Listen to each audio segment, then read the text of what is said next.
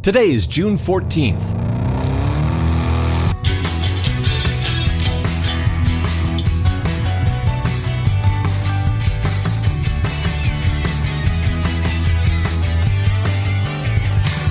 It's the 165th day of the year, and this is the On This Day podcast.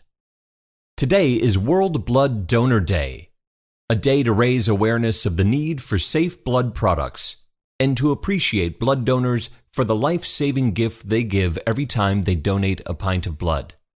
World Blood Donor Day is celebrated on this day every year since its establishment by the UN World Health Organization in 2004. As June 14th is the birthday of Karl Landsteiner, the Nobel Prize-winning scientist who discovers the ABO blood group system. Landsteiner is born on this day in 1868 near Vienna in Austria-Hungary. In the 1910s, he and Erwin Popper identify and isolate the polio virus, a groundbreaking step in the fight against polio. Before that, in 1901, Karl Landsteiner identifies the three blood groups, which he labels A, B, and C, which are now known as groups A, B, and O, and there's group AB as well. Those are the four main blood groups out of a total of 35 human blood groups. If you're type AB, you are generally considered to be a universal recipient, and you can receive blood from any other groups. If you are blood type O, that means you're a universal donor. Generally, people of all blood types can receive your blood in a transfusion without destroying any blood cells. Yes, there are exceptions to every rule. But if you are blood type O, universal donor, consider making a donation of blood today, if you can, to commemorate World Blood Donor Day. And in the United States, today is also Flag Day, commemorating the adoption of the Stars and Stripes as the official flag of the United States of America on this day in 1777, adopted by the Second Continental Congress while in session at Philadelphia's State House. June 14th is proclaimed National Flag Day by President Woodrow Wilson in 1916. It's not an official federal holiday. Nonetheless, it's a day celebrated in some parts of the country with parades and observances. According to the resolution passed by the Second Continental Congress on this day in 1777, the flag of the United States, also known affectionately as the Stars and Stripes, Old Glory, or the Star-Spangled Banner, shall consist of 13 stripes alternating red and white, and that the Union be 13 stars, white in a blue field, representing a new constellation. The uniform design of the flag as we know it today does not come into being until 1912, when by executive order of President Taft, the proportions of the flag are established as is the arrangement of the stars in horizontal rows with a single point of each star pointing upward. Before 1912, flags are made in all sizes and proportions, at one point with 15 stripes and often with stars arranged in a variety of patterns. In 1818, it's decided that the stripage will remain 13 red and white stripes, and that the stars will represent the states, to be added to the flag on the July 4th following the admission of each new state. On this Flag Day, we have 50 stars on the flag, in case you were wondering. According to the United States Flag Code, the flag is not to be used in advertising, nor should it be embroidered, printed, or otherwise impressed on things like cushions, napkins, boxes, or anything intended to be discarded after temporary use. It should not be used as clothing, athletic wear, bedding, or drapery. The flag should not be carried flat or horizontally, but should always be carried free and aloft. When displayed vertically, the stars should always be in the upper left corner. If flown at night, the flag must be illuminated. And the United States flag should never touch the ground.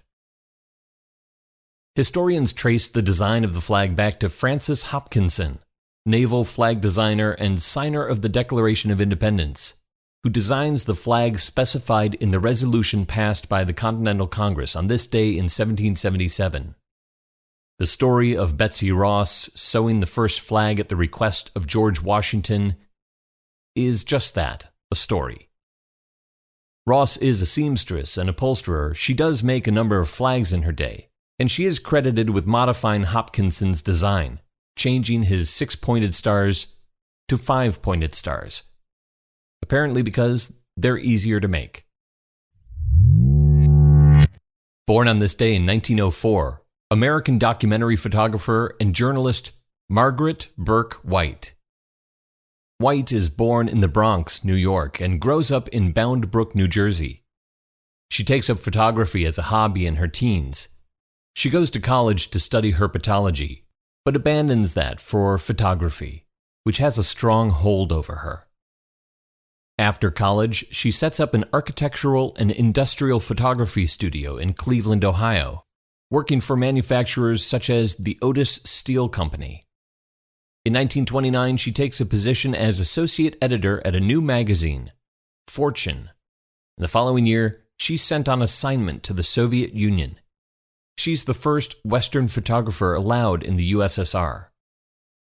Back in the US in the 1930s, White is photographing drought victims in the Dust Bowl and tenant farmers in the American South for another new publication, Life magazine. White is not only the first female photographer hired by Life, she also shoots the first Life magazine cover. Publisher Henry Luce sends her to snap some pics of a New Deal project being built near Billings, Montana, the construction of the Fort Peck Dam. Luce tells her to watch out for something on a grand scale that might make a cover. For the November 1936 cover, White shoots a striking black and white photo of the 200-foot-high spillway, a series of massive cement bulkhead gates that look like industrialized Easter Island heads. In 1937, one of her most famous photographs appears in Life, a photo entitled Kentucky Flood, which shows black victims of a flood in Louisville, Kentucky, standing in a breadline beneath a billboard featuring a smiling white family in a car under the headline, "World's Highest Standard of Living. There's no way like the American way." During World War II, White returns to the Soviet Union to cover the war there, and later she accompanies General Patton into Germany and documents the atrocities they discover upon arriving at the concentration camp Buchenwald, of which she later says, quote, "Using a camera was almost a relief. It interposed a slight barrier between myself and the horror in front of me." And in 1946, she takes the iconic photograph of Mahatma Gandhi at his spinning wheel. White publishes 12 books of her work, including her autobiography, Portrait of Myself. In 1953, Margaret Bourke-White is diagnosed with Parkinson's, a disease she lives with for 18 years before passing away in 1971 at the age of 67. Her work can be seen in a number of museums, including the Brooklyn Museum, the Cleveland Museum of Art, New Mexico Museum of Art in Santa Fe, the Museum of Modern Art in New York, and the Library of Congress. And if you're not near any of those, you can just Google it if you want to check out the stunning work of Margaret Bourke-White. There are 200 days left in the year.